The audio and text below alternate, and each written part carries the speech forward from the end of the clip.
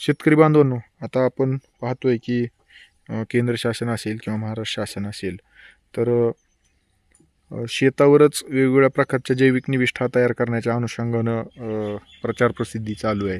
आपल्या राज्याचे जे काही आधीचे राज्यपाल होते आचार्य देवव्रत, त्यांनी सुद्धा त्याच्यावर भरपूर स्वतः इन्व्हॉल्व्ह होऊन ते प्रात्यक्षिक प्रशिक्षण शेतकऱ्यांना दाखवलेले आहेत. तर अशाच प्रकारचा एक प्रयोग ह्या ठिकाणी जे आहे ते केलेला आहे आणि हा जो काही डेपो दिसतोय हा आहे घनजीवामृतचा डेपो. तर या ठिकाणी सहाय्यक कृषी अधिकारी आदरणीय काकडे साहेब आहेत आणि प्रगतिशील शेतकरी ढगे साहेब पण आहेत. तर ह्या शेतकरी महोदयांनी कशा पद्धतीने या ठिकाणी हे घनजीवामृत तयार केलं आणि त्याचे काय त्यांना फायदे झालेले तर त्याची जी आहे ते आपण माहिती घेऊ. काका नमस्कार, तुमचं पूर्ण नाव सांगा, मोबाईल नंबर सांगा, गावाचं नाव सांगा. माझं पूर्ण नाव विठ्ठल बाबासाहेब ढगे, राहणार धानोरा खुर्द, तालुका अंबेजोगाई, जिल्हा बीड. माझा मोबाईल नंबर 92 090 57 101. ओके, आता हे जे जीवामृत घनजीवामृत तुम्ही तयार केलंय तर त्याच्यासाठी काय काय वापरलं, कुठल्या प्रकारचं शेण किंवा कुठल्या प्रकारचं मलमूत्र तुम्ही वापरलं आणि हे कधी चालू केलं होतं तयार करायला, बाकी त्याच्यात काय काय समाविष्ट केलं? मी हे आमच्या घरच्या जनावराचं शेण, हम्म, जे गाईचं शेण स्पेशल वेगळं करून हम्म, ती एक स्टॉक केला. त्याच्यानंतर ते काही वाळवून गड्डे केले नाहीत मी. हम्म. ते शेणाचेच बारीक आहे असं रोज निघालं की त्याचा डेपो टाकत होता. डेपो टाकला हम्म, आणि पुन्हा एक 2 महिन्याला हम्म, 2 महिन्याला ती पुन्हा सगळं प्रोसिजर सगळं एक मिक्स केलं. हम्म, आणि मिक्स केल्यानंतर त्याच्यावर म्हणजे 50 लिटर गोमूत्र हम्म. आणि गोमूत्र फक्त गाईचं आणलं का? गाईचंच गोमूत्र, हम्म, स्पेशल गाईचं गोमूत्र हम्म. 50 लिटर आणि डाळीचं पीठ किती किलो घेतलं ते?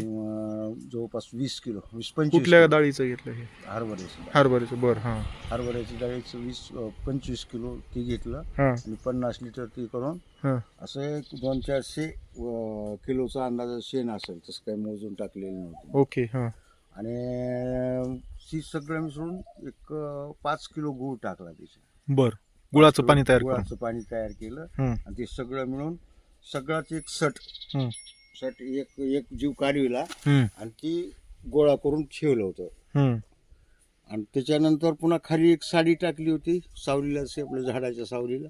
हम्म. आणि ही 2-3 महिन्याच्या नंतर ही झालं पुन्हा खत तयार झालं त्याचं. खत तयार झालं. ह्याला पलटी वगैरे किती दिवस मारत राहिलात का? पहिले आता सुरुवातीला 2-3 वेळाला पलटी मारली, 1 महिना 1.5 महिना, आणि पुन्हा तसंच ठेवलं. किती दिवसाचा फरक होता पलटी मारायला? आज पलटी मारली तर पुढे 10 दिवसांनी का 15 दिवसांनी? 10-15 दिवसांनी. बर.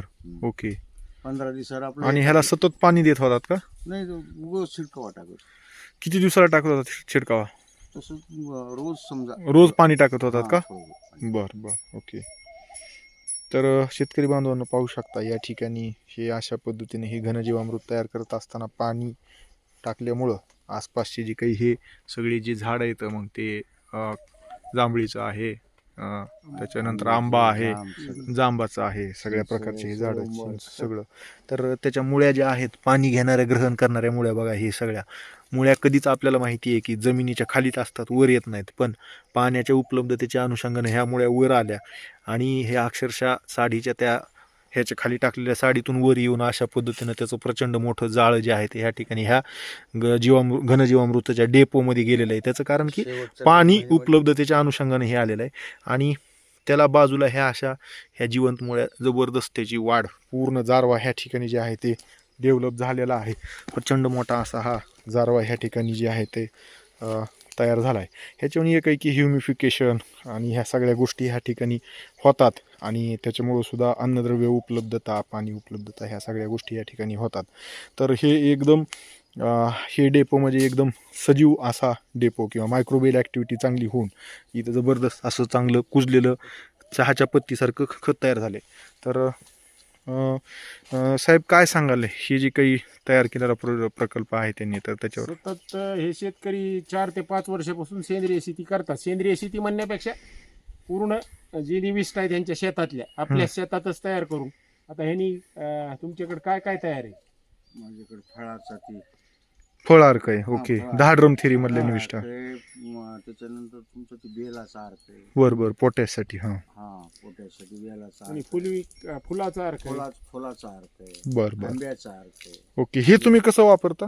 हं? हे कसं वापरता तुम्ही? हे आता गांडूळ खतामध्ये मिसळून सगळंच मिसळायचंय. हम्म. तसं कसं ही मिसळण्यापेक्षा ही बारीक एकदम रांगोळ टाकायच्या. बर.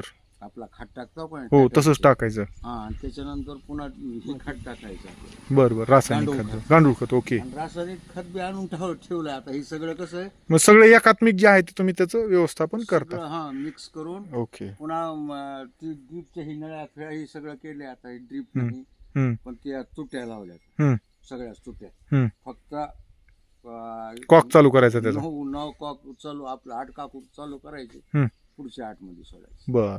हं, हे हं. असं आधी टाकून पुन्हा पाणी द्यायचं असं. हा, ठीक आहे. तर टाकून शेतकरी बांधवांनो, अशा पद्धतीने आपण ह्या खताचा जो आहे तो वापर करू शकतो.